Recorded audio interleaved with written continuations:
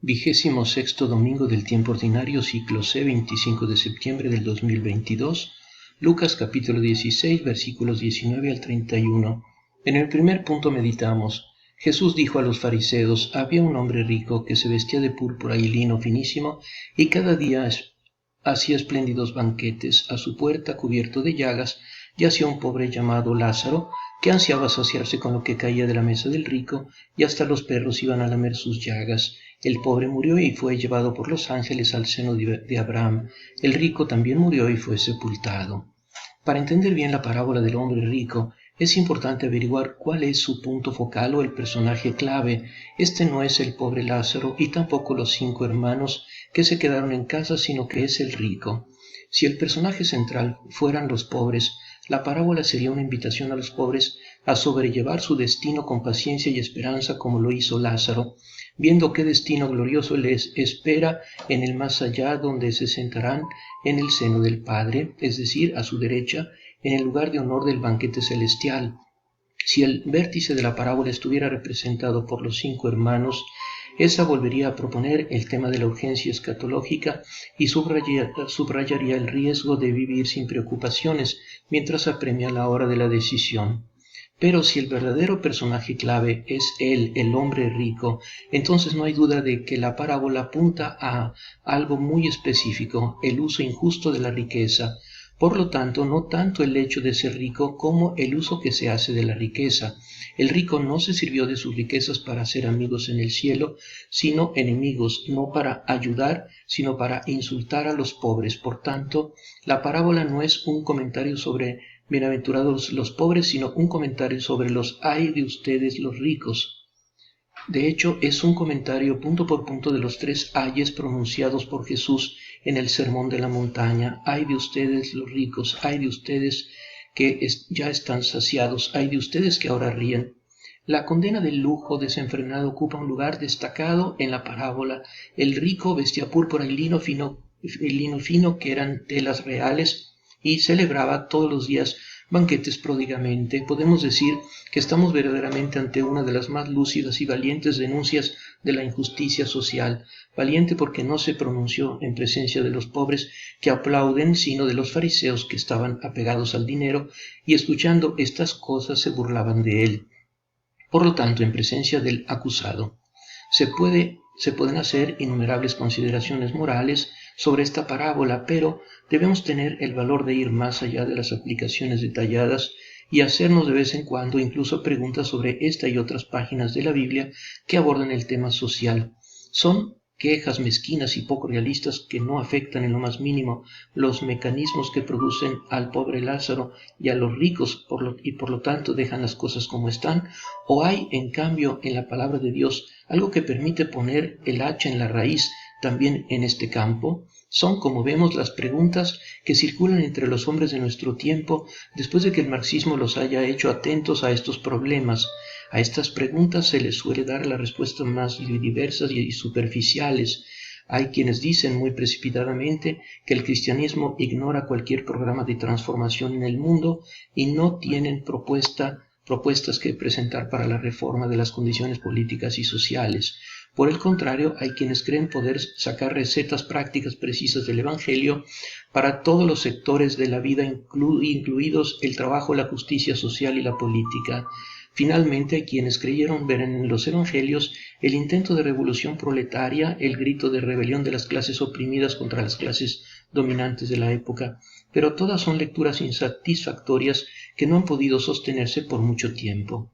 Señor Jesús, danos la gracia de vencer el egoísmo y la indiferencia y de saber amar y ayudar concretamente a nuestros hermanos necesitados. En el segundo punto meditamos: en la morada de los muertos, en medio de los tormentos, levantó los ojos y vio de lejos a Abraham y a Lázaro junto a él. Entonces exclamó: Padre Abraham, ten piedad de mí y envía a Lázaro para que moje la punta de su dedo en el agua y refresque mi lengua, porque estas llamas me atormentan. Hijo mío, respondió Abraham, recuerda que has recibido tus bienes en vida y Lázaro en cambio recibió males. Ahora él encuentra aquí su consuelo y tú el tormento. Además, entre ustedes y nosotros se abre un gran abismo, de manera que los que quieren pasar de aquí hasta allí no pueden hacerlo y tampoco se puede pasar de allí hasta aquí.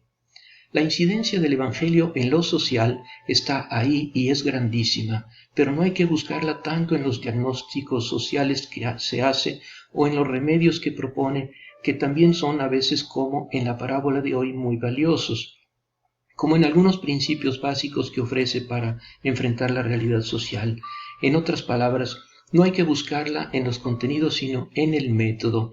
Este método consiste esencialmente en dos cosas: una crítica radical del mundo y un imperativo igualmente radical con respecto al hombre, un imperativo que suena así: ama a tu prójimo como a ti mismo.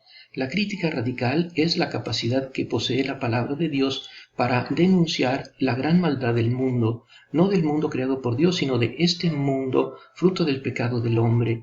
En este punto hay un progreso considerable dentro de la Biblia. Si durante mucho tiempo en el Antiguo Testamento reinó la convicción de que la riqueza era signo de la bendición de Dios y la pobreza de su maldición, al final, en los Evangelios, llegamos a la conclusión contraria. La riqueza aparece como de hecho es el resultado más a menudo de la injusticia y la opresión que de la suerte o la honestidad. Muchos sistemas e ideologías se han atribuido el mérito de ejercer una función crítica verdaderamente científica frente a la sociedad y los mecanismos económicos, pero lo hicieron sobre la base de una visión del hombre que ignoraba su libertad y su destino eterno, para lo cual terminaron reproduciendo aún mayores injusticias que las que eliminaron. Cuando la palabra de Dios critica este mundo, lo hace en nombre de quien puede convencer al mundo del pecado, porque no tiene pecado, y es la luz del mundo. El Evangelio no se detiene en la crítica radical, en el enfrentamiento de las injusticias, sino que las supera con el imperativo radical: ama a tu prójimo como a ti mismo. Este es el verdadero principio social del Evangelio, capaz, si se aplica seriamente, de prevenir o eliminar el egoísmo y la injusticia y de aliviar los males inevitables de la vida. ¿Qué se le reprocha en el fondo al rico de la parábola sino esto: no haber tenido una migaja de comprensión y de amor por los pobres que se sentaban a su puerta y que veían día a día morir de hambre? ¿De qué se le culpa sino de su egoísmo y su crueldad?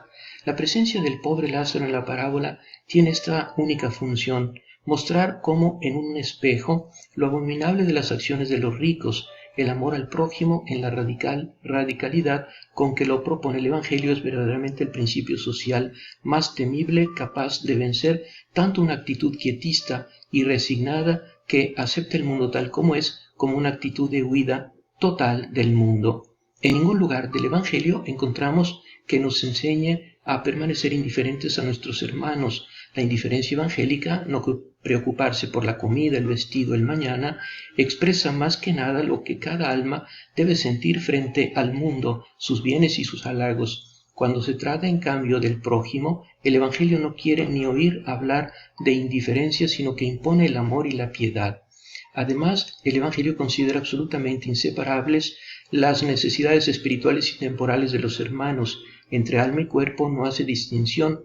Malestar es malestar y necesidad es necesidad.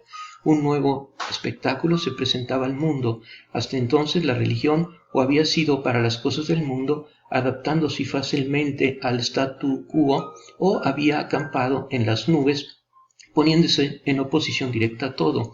Ahora, en cambio, se presentaba un nuevo deber a cumplir: mantener en vileza la necesidad y miseria de esta tierra y de igual manera la prosperidad terrenal, elevando miserias y necesidades de toda especie, levantar la frente al cielo con el valor que proviene de la fe y trabajar con el corazón, con la mano y con la voz por los hermanos de esta tierra. Espíritu Santo, danos la sabiduría para ver nuestra vida terrena concreta como una gran oportunidad para amar y servir a Dios y a nuestros hermanos con miras a la vida eterna. En el tercer punto meditamos: el rico contestó: te ruego entonces, Padre, que envíes a Lázaro a la casa de mi padre, porque tengo 5 hermanos, que él los prevenga, no sea que ellos también caigan en este lugar de tormento. Abraham respondió: tienen a Moisés y a los profetas, que los escuchen. No, padre Abraham, insistió el rico, pero si alguno de los muertos va a verlos, se arrepentirán. Pero Abraham respondió: si no escuchan a Moisés y a los profetas, aunque resucite alguno de entre los muertos, tampoco se convencerán. Si reflexionamos sobre ello, nos damos cuenta de que no hay situación que no se pueda afrontar con el amor al prójimo. Ni siquiera excluye la lucha contra la injusticia. Jesús luchó y amó. La famosa máxima, ama y haz lo que quieras, nació para decir esto. Si amas, también puedes corregir a los que se equivocan, a los que ofenden y a los que hacen el mal. Lo que se excluye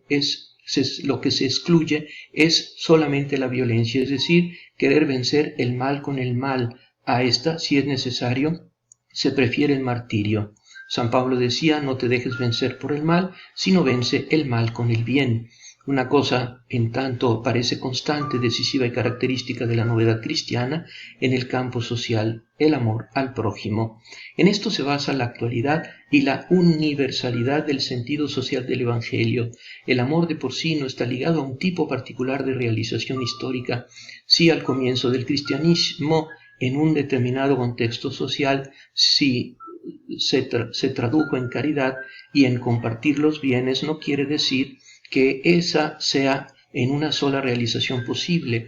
Hoy, por ejemplo, podría traducirse en diferentes formas, adaptaciones a la nueva comprensión que tenemos de los mecanismos socioeconómicos, atacando la raíz misma de la pobreza, lo que constituye el generador de injusticias, que es el egoísmo que lleva a la explotación de los débiles, precisamente porque el motivo social del Evangelio no es la limosna en sí misma, como lo es para el Corán, sino el amor. Este motivo es radical y perennemente actual.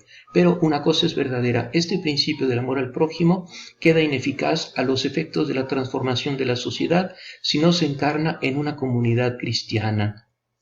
¿Por qué la comunidad cristiana primitiva tuvo un impacto tan tremendo en su entorno? Porque no había necesitados entre ellos. Esto asombró a los paganos. ¿Y por qué no había ninguno necesitado entre ellos? Porque eran un solo corazón y una sola alma. Se amaban, era una verdadera fraternidad. Ese compartir que falta en la parábola del rico se realizó. Los que tenían casas o campos los vendían y el producto se repartía a cada uno según la necesidad. Cuando se multiplicarán las comunidades cristianas que se encarnan hoy en formas nuevas, ese modelo de fraternidad, cuando finalmente se pueda decir, vengan y verán, entonces el Evangelio aparecerá creíble y convincente también en este punto. La parábola de hoy concluye con la atención brindada a los 5 hermanos que se quedaron en casa sin saber la desgracia que había caído sobre su hermano. Somos, en cierto sentido, esos 5 hermanos. Ahora se nos envía uno que ha resucitado de entre los muertos. Es enviado el mismo Jesús, que no viene a condenarnos, sino a salvarnos y a darnos la fuerza para ser consecuentes con su palabra. María, Madre nuestra, ayúdanos a creer en Cristo, tu divino Hijo, que murió y resucitó para darnos la vida eterna desde el bautismo. Que nuestra fe se traduzca en esperanza gozosa y en caridad activa. Amén.